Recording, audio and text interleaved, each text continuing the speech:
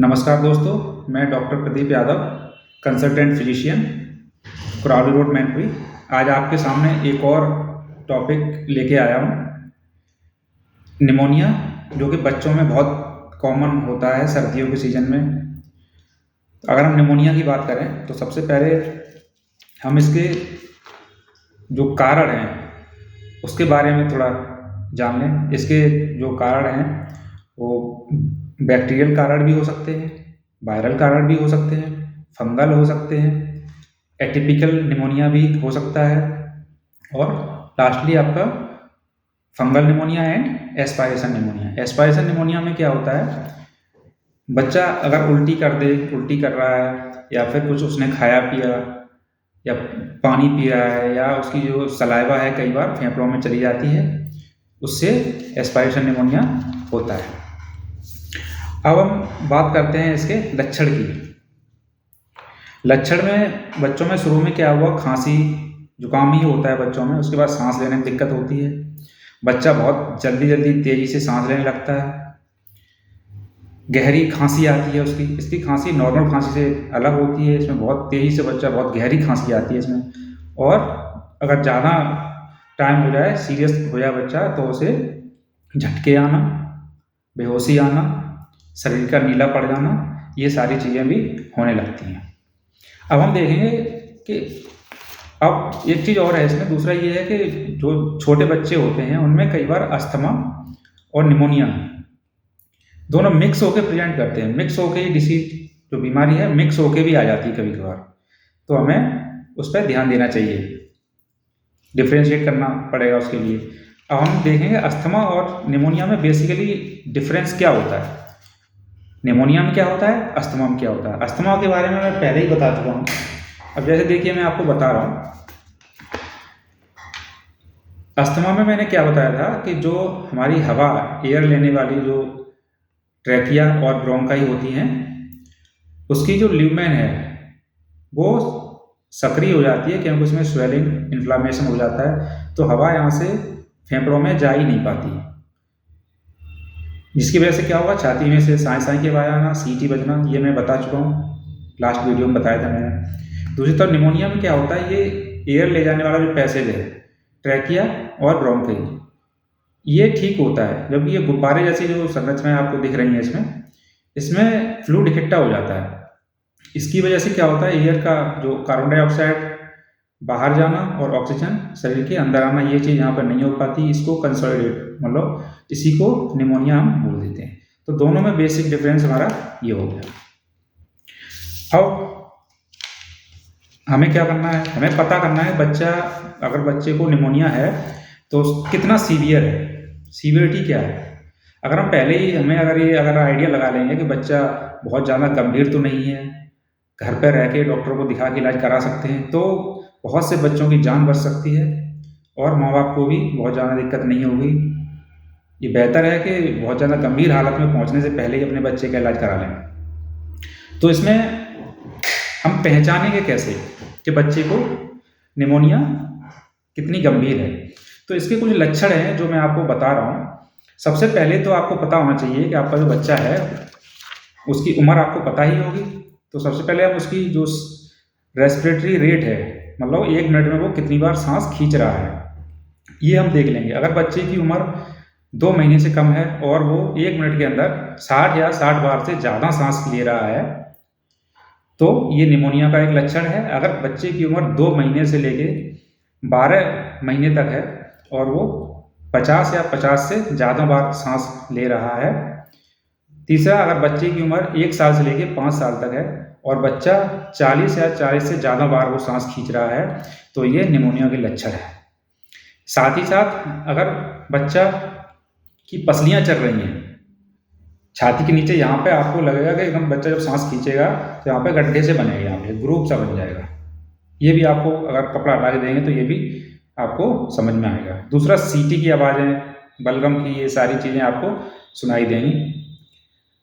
फिर हम एक बात करते हैं, इसमें कुछ खतरनाक लक्षण भी होते हैं जिन्हें हम बोल देते हैं डेंजरस साइन। डेंजरस साइन में हमें क्या क्या देखना है, बच्चा कुछ खा पी रहा है कि नहीं, ऐसा तो नहीं है कुछ भी खिलाया और वो उल्टी कर दे रहा है। बच्चे में झटके तो नहीं आ रहे हैं, बच्चा नीला तो नहीं पड़ गया है। दूसरा, बच्चा हर कोई भी चीज़ खाने पर उल्टी तो नहीं कर दे रहा है। ये सारी चीज़ें अगर बच्चे में आ रही हैं, सांस भी तेज ले रहा है, बुखार आ रहा है, तो आप समझ लीजिए कि उसको सीवियर निमोनिया है और तुरंत आपको बिना कोई देरी किए डॉक्टर के पास ले जाना चाहिए और उसका प्रॉपर इलाज कराना पड़ेगा। फिर हम बात करते हैं मॉडरेट। मॉडरेट में क्या है, आपका ये जो डेंजरस साइन है ये नहीं मिलेंगे, लेकिन बच्चा तेज़ी से सांस लेगा, पसलियाँ उसकी चलेंगी, चेस्ट में रिट्रैक्शंस, इंड्रॉइंग मिल सकती है। तो इस केस में आपको डॉक्टर को दिखाना है। तो ये तुम्हारी हो गई मॉडरेट। फिर थर्ड में आता है कफ एंड कोल्ड। इसमें सिंपली बच्चे को खांसी और जुकाम होगा, बुखार हल्का आ सकता है। ये चीज़ हो गई। हम कैसे पता करेंगे कि बच्चा गंभीर तो नहीं है, क्या उसका स्टेटस है, उस हिसाब से हम बच्चे को घर पे ही असेस कर सकते हैं। अब अगर हम बात करें बच्चे की जो कैटेगरी है उसके हिसाब से ट्रीटमेंट, और उससे पहले हम क्या करेंगे, उसका इन्वेस्टिगेशन क्या क्या कराएंगे।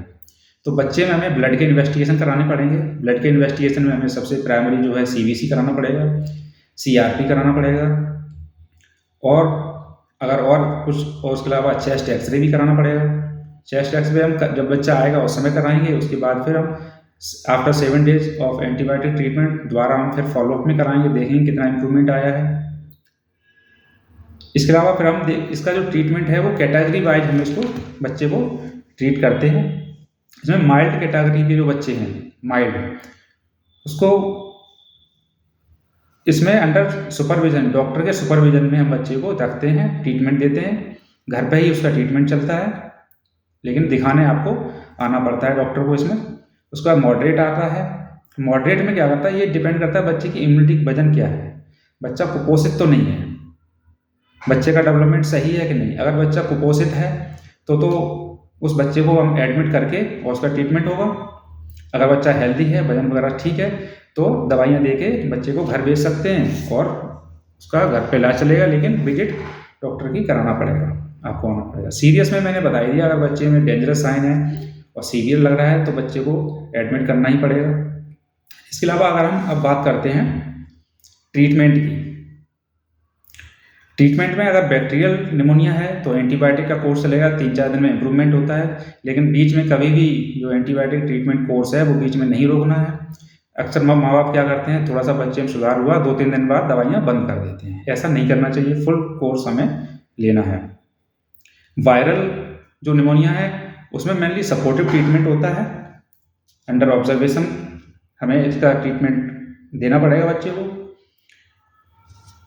अब इसमें हम और क्या कर सकते हैं, हमें अगर बच्चा निमोनिक है, कुछ उसे खांसी जुकाम हो रहा है, तो हमें बच्चे को अवॉइड करना चाहिए स्कूल भेजने से, जिससे कि दूसरे बच्चों में भी इन्फेक्शन ना फैले। या घर में मान लो किसी को खांसी जुकाम है तो बच्चों को बचाना है, तो जो घर में कोई इन्फेक्टेड है या पड़ोस में कोई इन्फेक्टेड है, खांसी जुकाम उसको हो रहा है, निमोनिया जैसा हो रहा है, तो अपने बच्चों को उससे दूर रखें और जो भी है उसका इलाज कराएं। अब प्रिवेंशन की अगर हम बात करें तो प्रिवेंशन में हमें prevention is better than cure, हमेशा ये सही चीज़ भी है, बोला जाता है, लेकिन बहुत कम लोग फॉलो करते हैं। प्रिवेंशन करें। प्रिवेंशन में क्या है, आपको सबसे पहले पता होना चाहिए निमोनिया क्या है, कैसे फैलता है। आपको आस पड़ोस वालों को भी बताना चाहिए। अगर बच्चे को कुछ लक्षण हैं तो स्कूल जाने से रोकना है, जिससे दूसरों में ना फैले।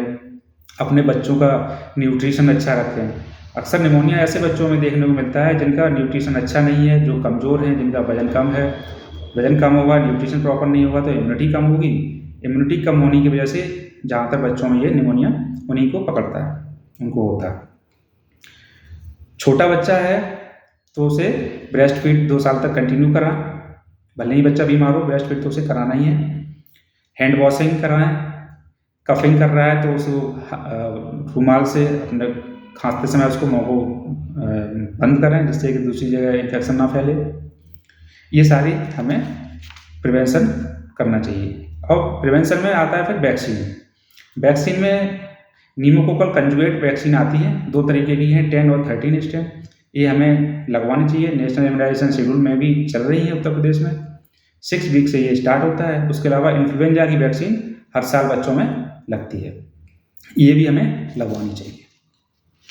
तो आज के लिए इतना ही है। बाकी आप लोग और नए अपडेट्स लेने के लिए वीडियो को लाइक एंड सब्सक्राइब जरूर करें, जिससे कि आपको नई नई चीज़ें पता चलें और अवेयरनेस बढ़े। धन्यवाद।